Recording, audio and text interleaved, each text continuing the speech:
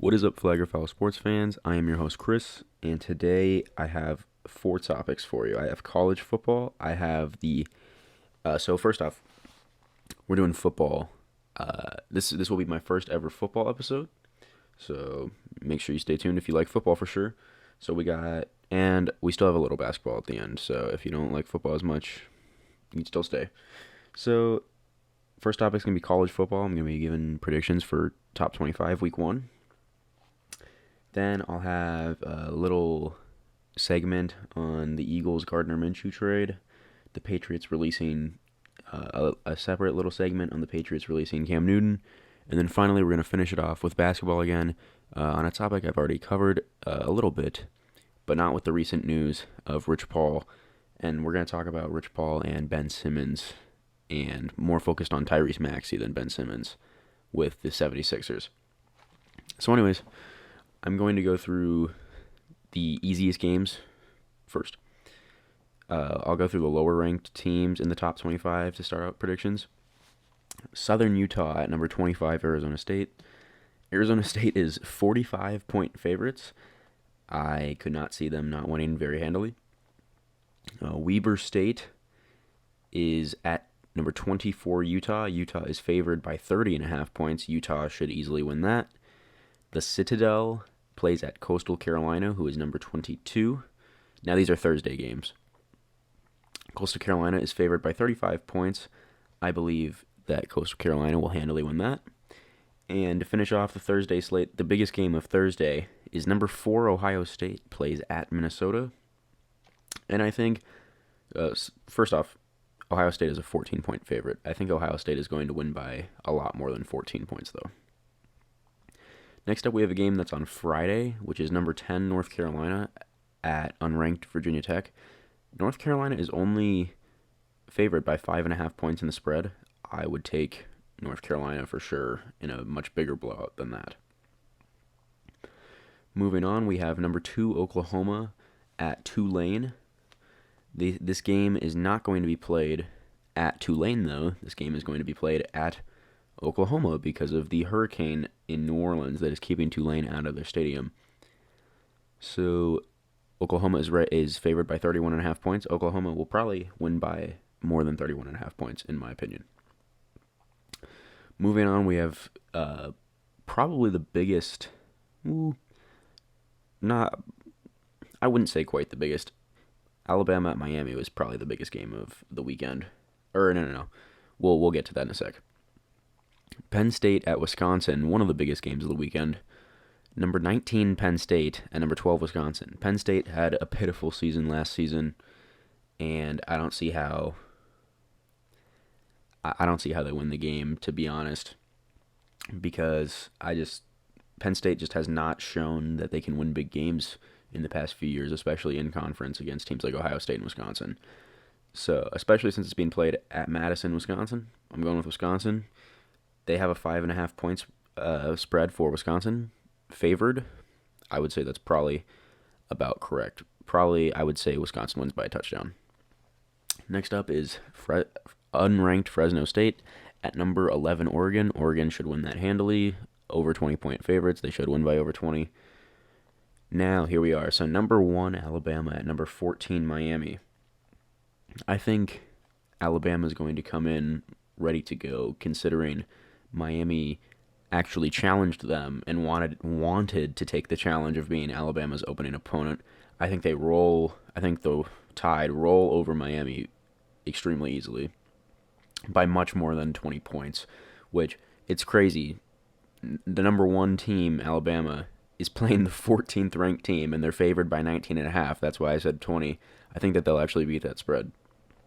Moving on, we have Miami of Ohio at Cincinnati. Cincinnati's 22.5 point favorite. Cincinnati's number 8 in the preliminary rankings. Cincinnati should win that handily. Now, number 17, Indiana at number 18, Iowa. This is very interesting, only because Indiana had not really had any history of being good until just last season. And Indiana still even kind of faltered off at the end of the year. So I'm going to have to just take Iowa. Iowa's been the more consistent team over the long stretch. Iowa's only favored by 3 points. I'd say that's about That's about right. Just considering they were both. Indiana was probably better than Iowa last season, in my opinion. Moving on, we have Northern Iowa at Iowa State. Iowa State will win that extremely easily.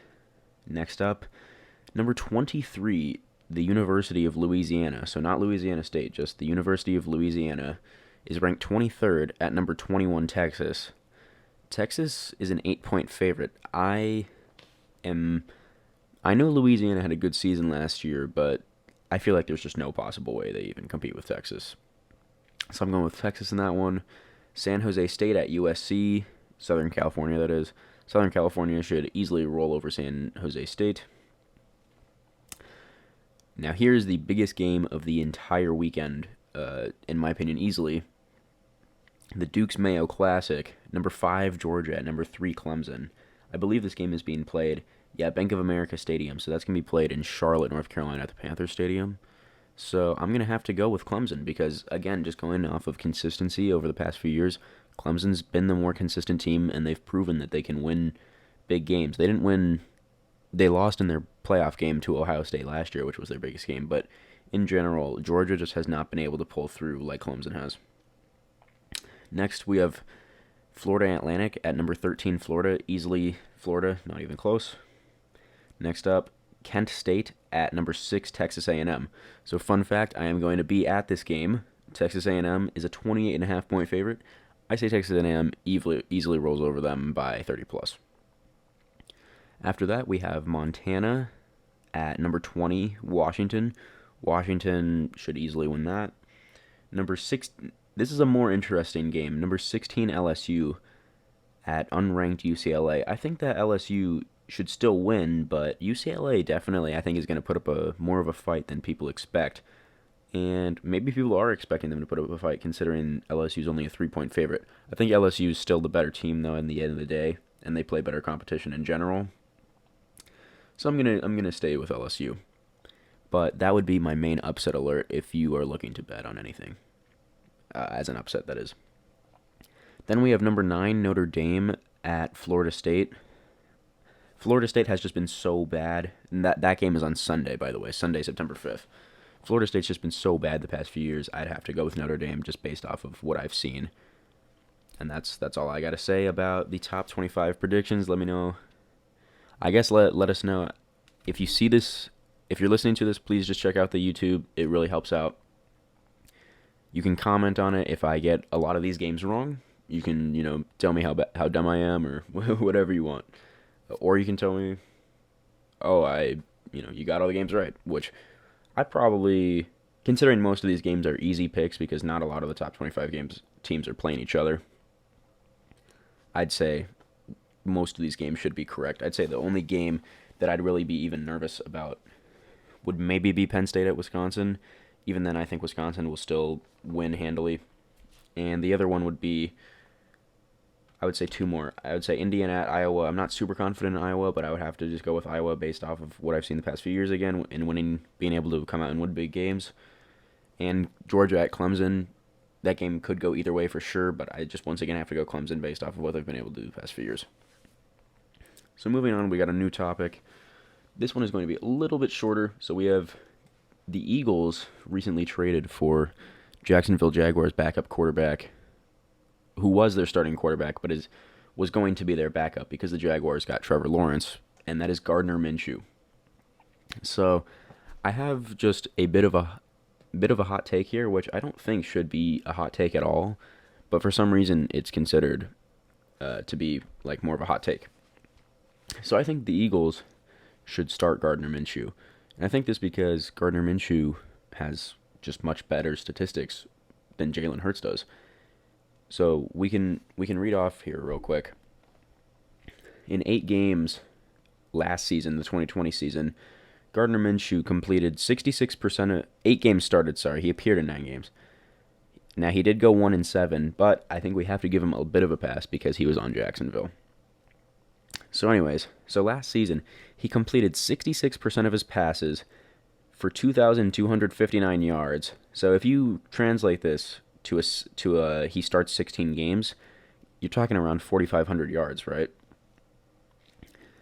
and he has 16 touchdowns to 5 interceptions. That's a very good rate. Not a very good ratio, just because the touchdowns are not a ton, but you're talking. I mean, that's still a lot of touchdowns. He was on pace for 30 touchdowns and 10 picks if he plays the whole season. If you translate that to 16 games, which not saying that he'd keep that up, but it's still very good.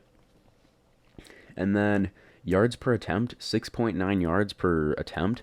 So he's not throwing only short passes all the time. So I I think that he's very underrated, and you can just see that from those quick few stats. Uh, Now, I more want to touch on Jalen Hurts than Gardner Minshew, because Gardner Minshew, I think his stats, kind of go without saying when you read them. I think Jalen Hurts is just not very good. I really want to like Jalen Hurts because I liked him in college a lot. I liked him at Alabama and Oklahoma, but he just was terrible last season. If you look at his games, so he played in 15 games, though he only started 4 because they did a bit of a weird offense with him at times. Now, some of his numbers will probably be slightly worse just because they did a weird offense where they would have him run up 1 or 2 plays in a game, which is not good for your rhythm. But anyway, so here are the stats that we do have. He completed 52% of his passes for 1,061 yards. His yards per attempt is 7.2, so it is slightly farther than Gardner Minshew. He's throwing slightly deeper passes, but barely. And 6 touchdowns to 4 interceptions is bad. In 4 games, 6 touchdowns to 4 interceptions. In 4 games, he had 1 less interception than Gardner Minshew had in 8. And one other thing is, besides the interceptions, Jalen Hurts had 9 fumbles in 15 games last season, and he only started in 4 of them. So he had 9 fumbles. That is pretty atrocious, considering how much he played last season. I mean, that is so much. He's going to be likely, in my opinion, a very high turnover guy this season, and hopefully having having a better receiver like Devontae Smith, maybe that'll help him out. But I don't see how he's any better than Gardner Minshew. He's a much, much worse passer, for sure. Though, I guess maybe his running might slightly make up for it. But Gardner Minshew, in my opinion, is far, far better if you want to win this season. So anyways, moving on from that, we have a quick little topic here again. So the Patriots decided to release Cam Newton this past week, a couple days ago now. Now, I was very surprised reading that, only because I'm not, and I still am a little confused about this, because I don't understand why you would not want to keep Cam Newton if you're New England, even as just a backup quarterback, considering who. I believe they have Brian Hoyer as their backup quarterback now.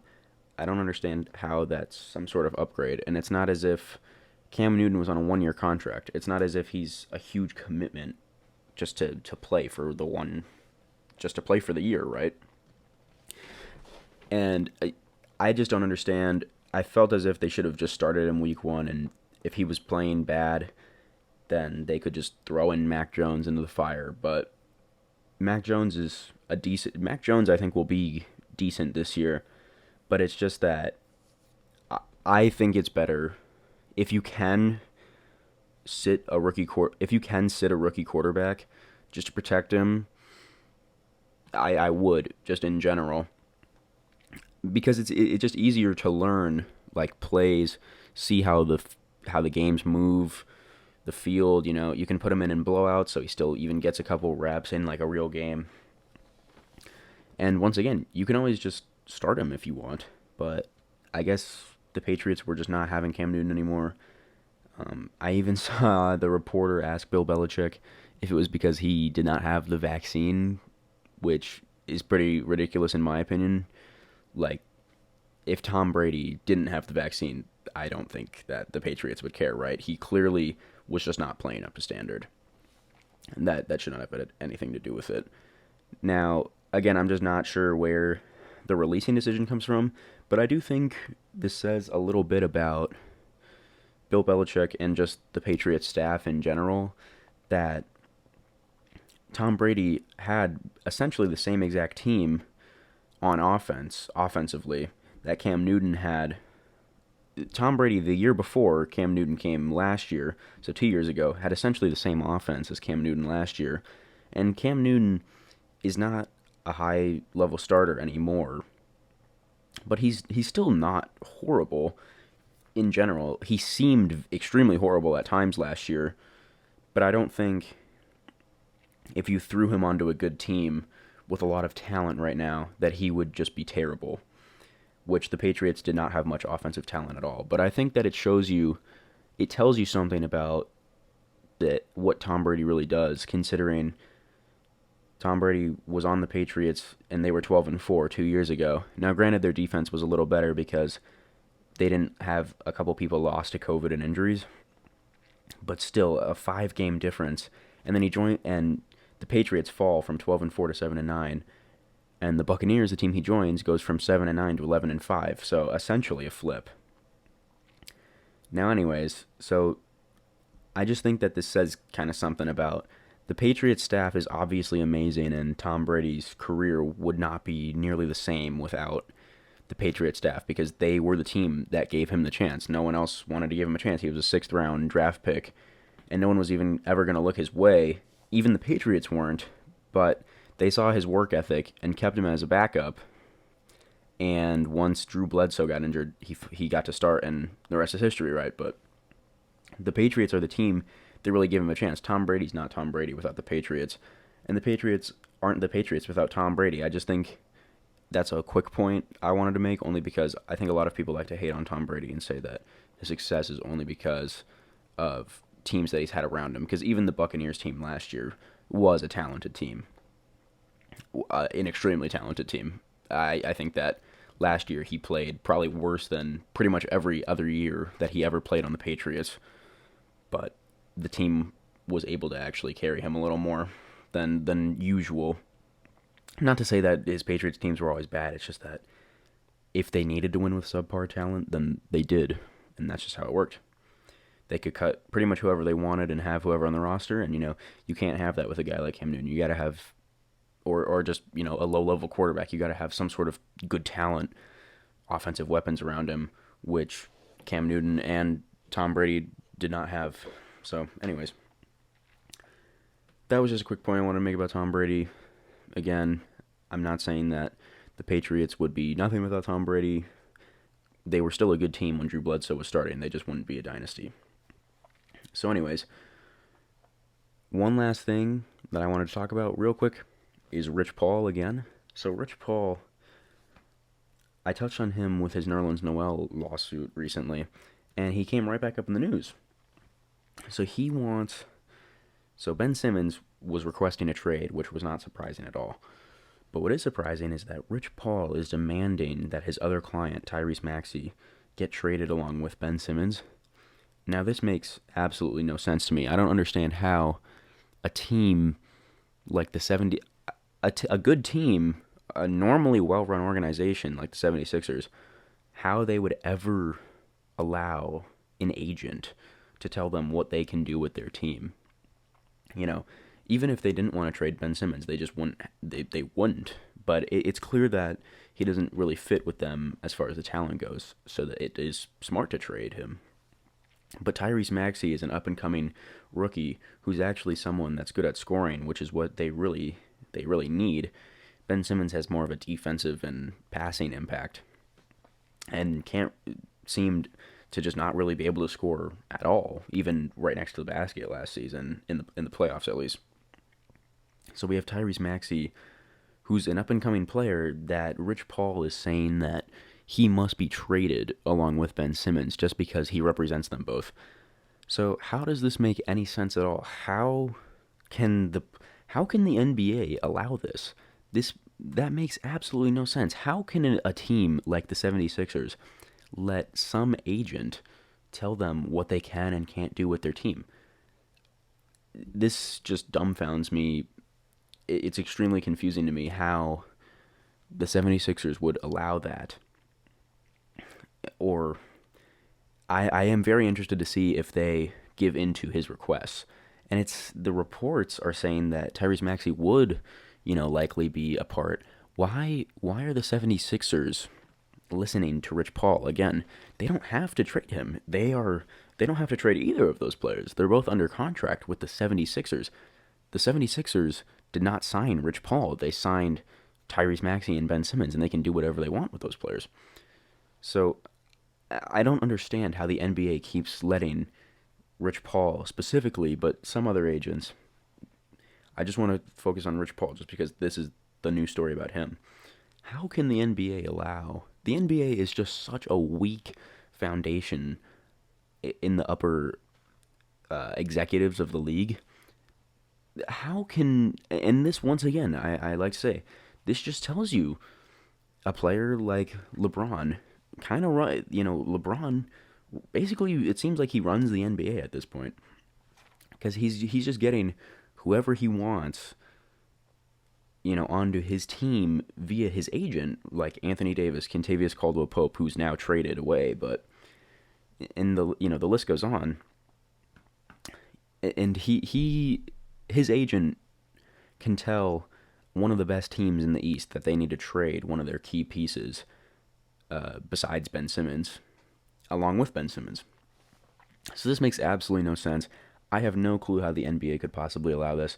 In my opinion, the NBA should consider suspending Rich Paul from being allowed to represent players. This has to have some form of extreme punishment because an agent cannot be bullying teams into trading away key players. This is terrible for the league. This makes no sense. This is why the NBA has issues with. This is part of the reason. This is not just the reason. This is part of the reason why the NBA has issues with teams getting too good, teams being super teams, because they just let people like this do whatever they want, whenever they want, and no one ever does a thing about it. So they really need to do a thing about it, and my guess is they will not do a single thing, and the 76ers will fold. Hopefully, which, once again, I do not think will happen at all, is my hope would be that the 76ers trade Ben Simmons without Tyrese Maxey in the deal, and then the NBA at least investigates Rich Paul. So that's going to be all for tonight. Today, whenever you're listening, sorry. And that's all for me. So thank you very much for listening. Check out the YouTube channel again. It's the same exact name as the podcast, Flag or Foul Sports. And I will see you guys in about a week. Thank you.